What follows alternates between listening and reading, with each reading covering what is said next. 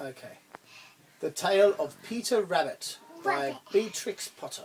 Once upon a time there were 4 little rabbits. There were Flopsy, Mopsy, Cottontail and Peter. They lived in Mother Sandbag, the root of a buggy fir tree. Now, my dears, said old Mrs. Rabbit one morning, you may go into... Well, down a lane, they're going to Mrs. Garden, but father had an accident there. He was taken by Mr. McGregor. Now run along and... Get a mischief, I'm going out. Then old Mrs. Rabbit took a basket and her umbrella and went through the wood to a baker's man. She bought a loaf, bread and 4 carrot buns. Flopsy, Mopsy and Cottontail, who were little rabbits, went down the lane to get their blackberries.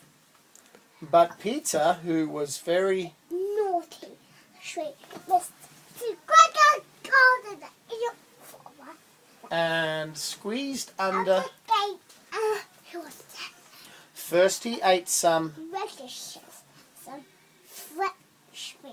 French beans. And then he ate some radishes. And then, feeling rather sick, he wanted for some parsley. Very good.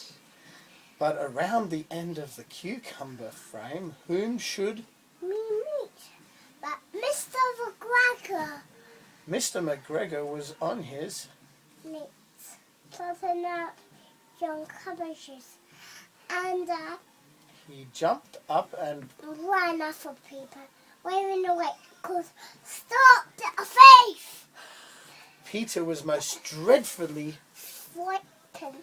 He rushed all over the garden and ran a little shoes among the cabbages, and the shoe made them be potatoes.